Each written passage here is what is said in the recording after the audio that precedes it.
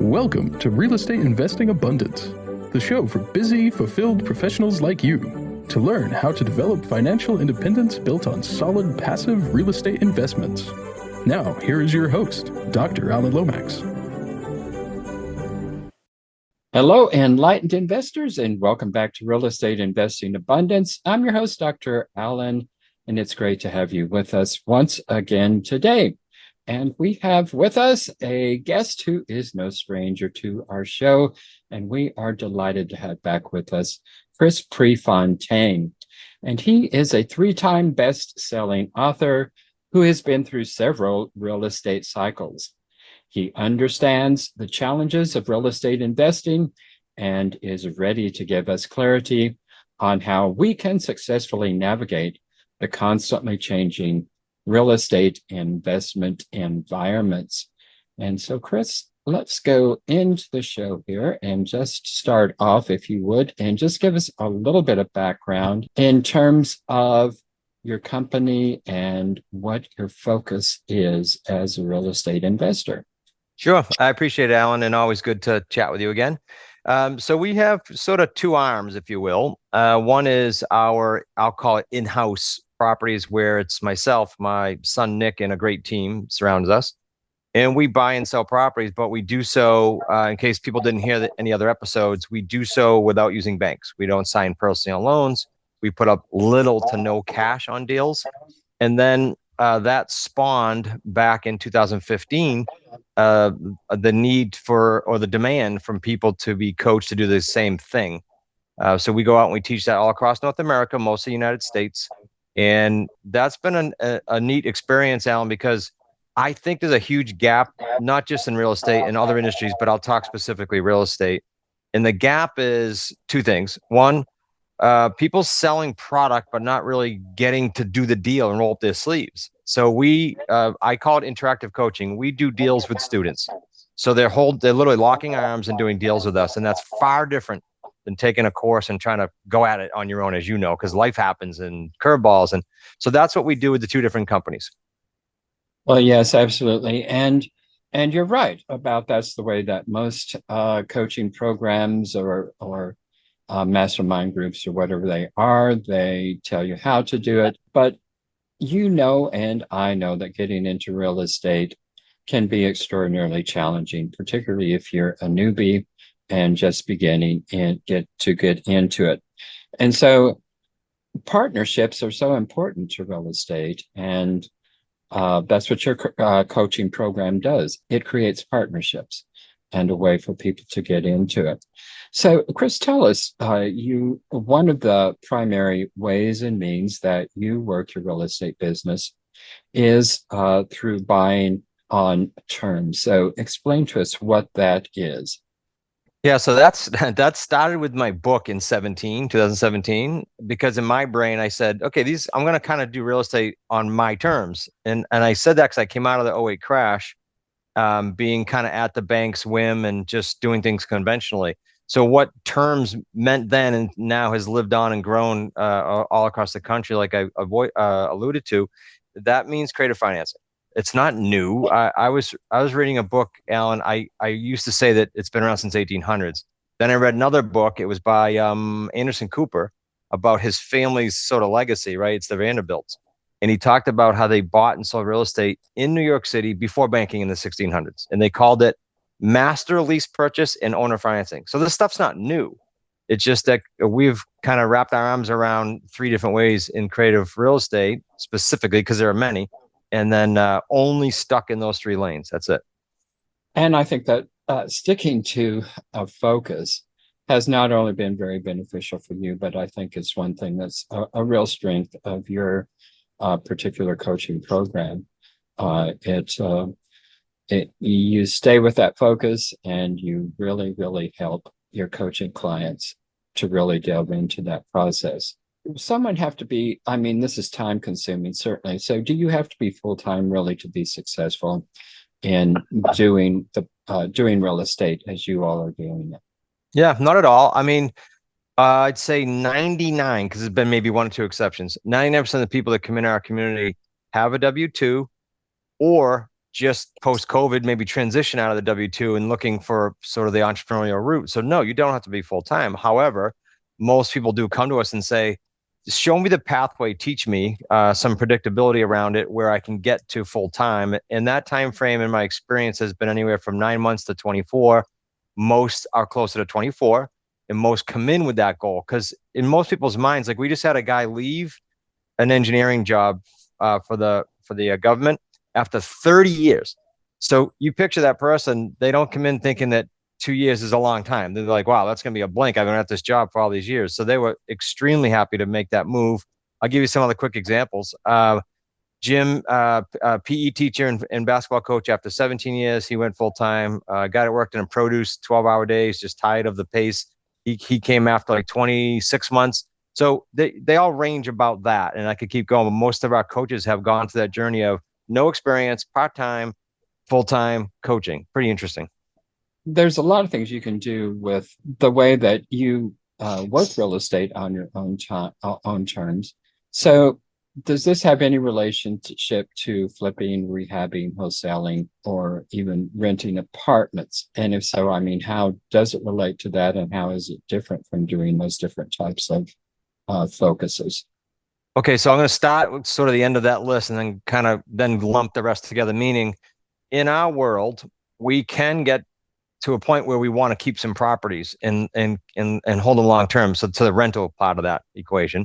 I just talked about this yesterday in a mastermind call, Alan. People will say to me on a podcast, well, yeah, but you have your properties and you rent to own on the exits, so you're always getting out of them. And I say, no, I can stay in them or I can get out of them. Either way, I call that wealth stacking, kind of work in the portfolio.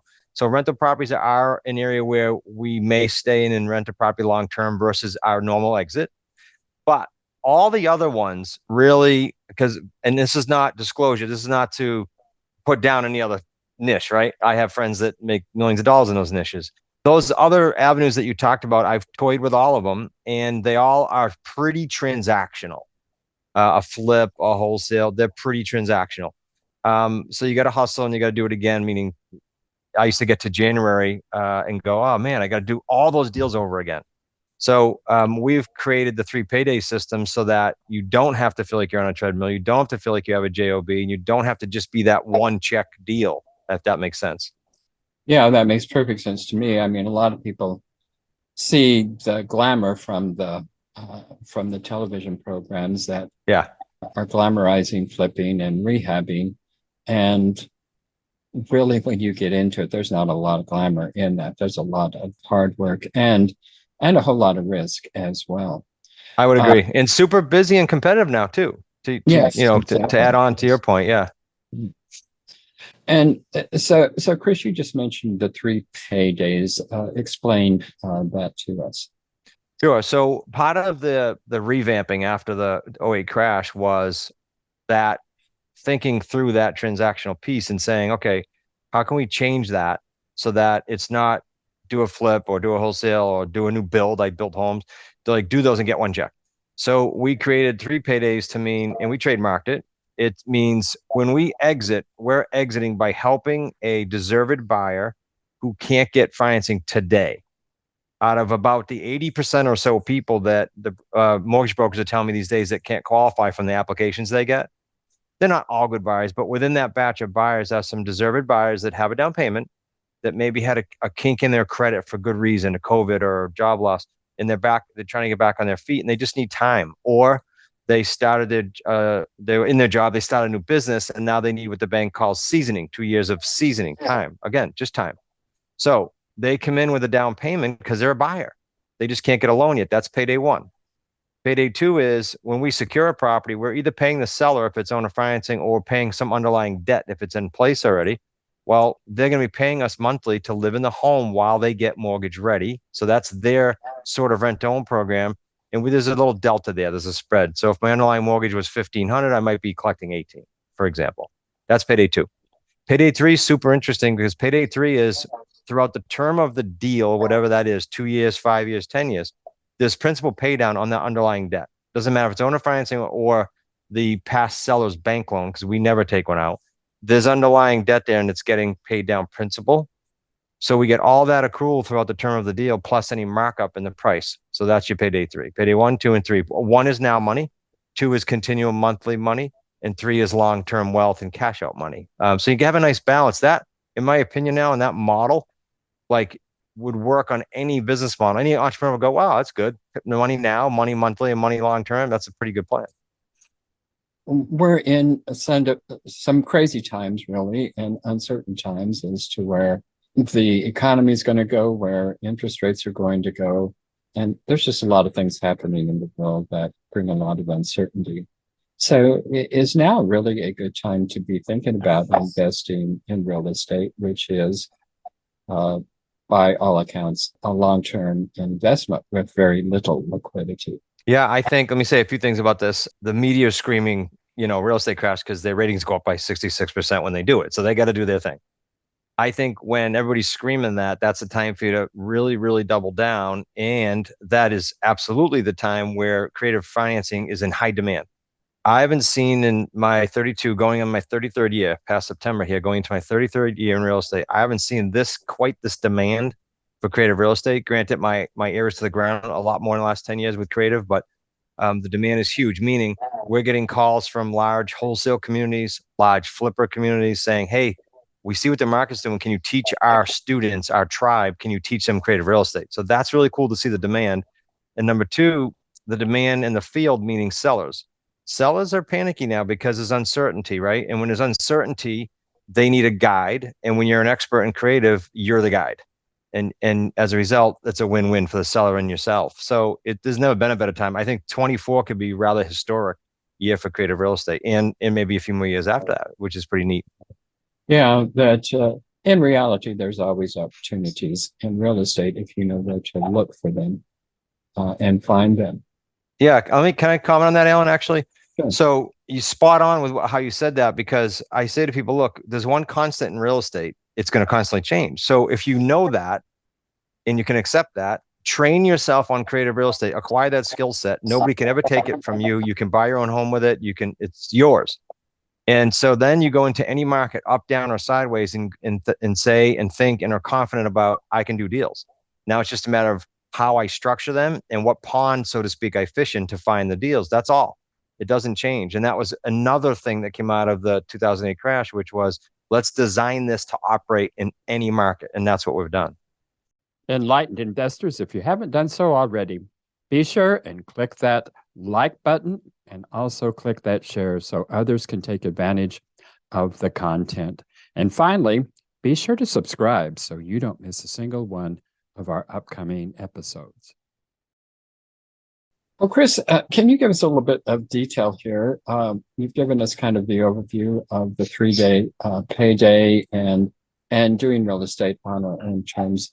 Can you take us through an actual specific example from beginning to end so that we can get a better idea as to how this really works in the specifics? Yeah, let me give you this. There's all different deals, right? Let me give you one off the top of my head that is a owner financing deal, because with owner financing, we focus, Alan, on free and clear property primarily, meaning there's no mortgage on it. I bought my office building that way. You can buy any asset class the way we're talking right now. I'm just going to talk single family for a second, but it doesn't matter. Any asset class. There was a home, pretty solid, repeatable source for us is expired listings. They go on with a realtor, they don't sell for whatever reason, functionality, price. There was an estate that was an expired listing. It was like 4 properties. And we met the owner, my son, Nick, and I. And the owners, long story short, said, you know what? We have siblings and they just want to cash out. So thanks, but no thanks on the creative financing. Got a call about, I don't know, 4 or 5 months later. And he said, hey, I don't know if you remember me. I did. He said, could you and your son come out and do that owner financing thing? I have one house left that's mine. I'm retiring to South Carolina. I sold off all my dad's properties. We said, sure.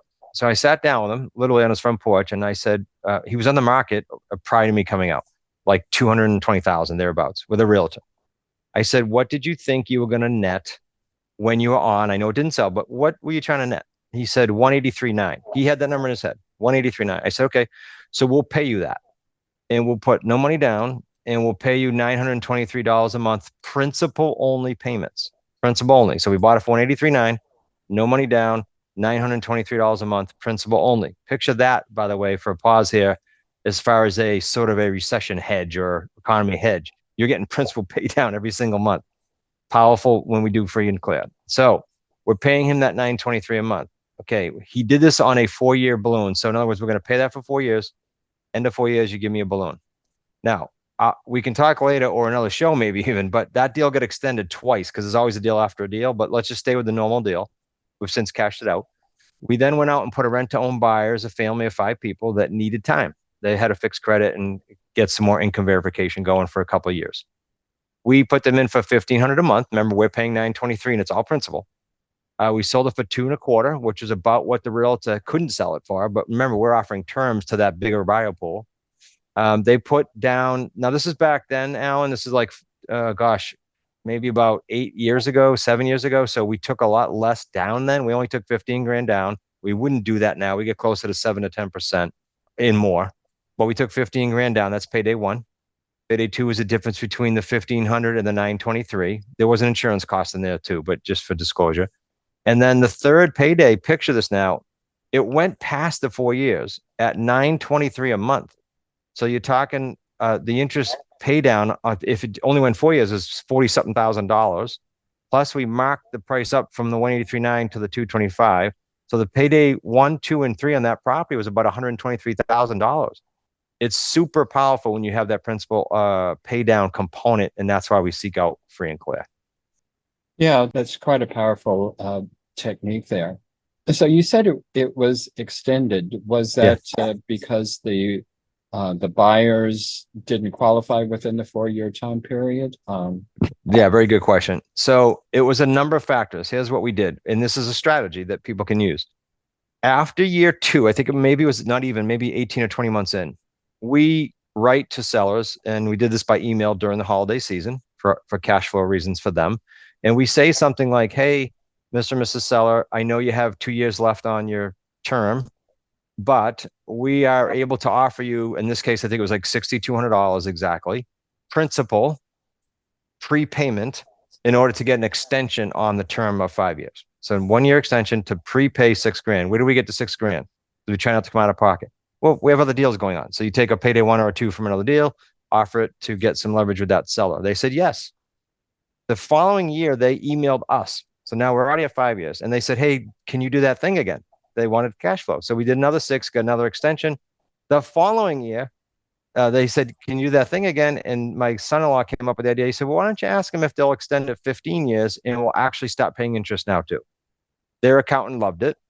Now, we could still be in that deal if we wanted to because of that extension, but we ended up cashing it out. So went 6.5-ish or 7 years. Yeah, about 7 years. We could have went in, another 15 years or whatever it was, 14, whatever it was. So why did I, in addition to the second year and third year, why was I able to keep extending? That family of 5 was not in a hurry. I found over the years, Alan, if I have an end date and I put my foot on the buyer's back and I'm helping and pushing them hard, they'll get there.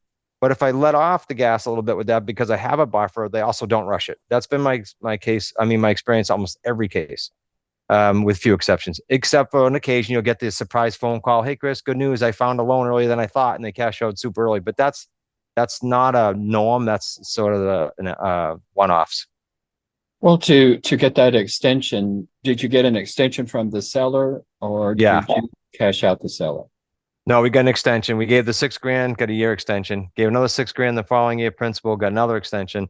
And then the following year added interest and they granted a 15-year extension. But eventually we cashed it out, like I said, at about year 7 because the buyer got their own loan. So it gives you lots of options there. So many ways that you can work with it. And of course, you don't have to work with banks, which are generally pretty inflexible. And for sure. Yes, it can be very difficult to work with there. So how do you control 60 to 80 million of real estate with your Wicked Smart community with little to no money down and without signing for a loan? I think you've given us some indication of that. But explain that to us just a little bit further, because I think in terms when you're talking about community, you're not necessarily talking about just your own portfolio? No, definitely not. Thank you for the clarification. So this came from, we were at an event, I think this was right before COVID or maybe during COVID. We asked the room, hey, stand up if you have a deal. And then we continued to do the, sit if you have this much money, and it's sit. The whole room was like $2,500 total out. How and why is that? Well, we range, you said 60 to 80. We can go as high as 100 and as low as 30 control, right? Depending on who's doing what. But the lease purchase agreements, when we buy that way, have a $10 deposit built into our agreements. We have these in our course. Everybody uses the same agreements, $10, and you control that property. Owner financing, sometimes you get away with what I said with no money down. Sometimes you got to put a little bit down or pay for transfer tax with the owner if you're not putting a down payment down. So that's why it's little to none. It's never none, right? There's always something. If you're buying a property subject to the existing financing, for example, that seller avatar is usually someone that needs financial relief. And as such, they might be a month behind or 2 months behind, or just have no money left. And so they need you to step up and pay transfer tax or pay some REIA. So there's sometimes a little money, but for the most part, nobody in the community puts down gobs of money. Like, you're not seeing like 10 and 20 grand deposits. That doesn't exist in our world. Can they do it? Sure, they can. They think they got a good deal, but we don't teach that. I mean, real estate is local. And are there pockets across the country where this works better than other places? Or have you found that it can work just about anywhere? It can work anywhere, but there's ebbs and flows. Let me give you some examples. So if you said to me, is it the same in, Rhode Island, Chris, where you are, or Vermont, as it is in New York City? I'll give you an extreme. No, I have students in New York City. It's a little different. They're dealing with condos. They're dealing, it's a hotter market usually. So it does work a little better on the outskirts, but please keep in mind, as a listener, 33% of the properties, ballpark, just a third ballpark, in the United States are free and clear. I don't care where they are, right?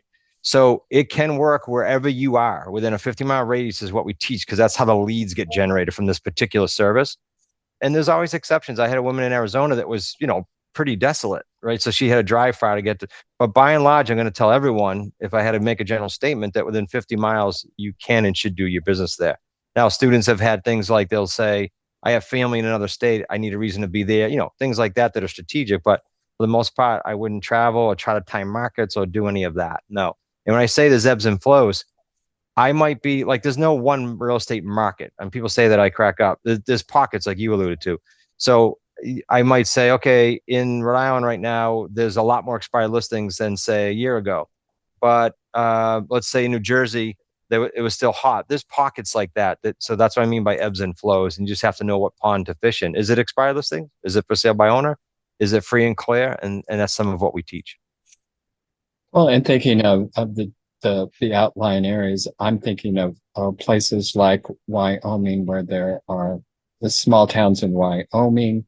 It might be difficult to find enough opportunities within a 50-mile radius in some of those locations. Is that the case, or is 50 miles?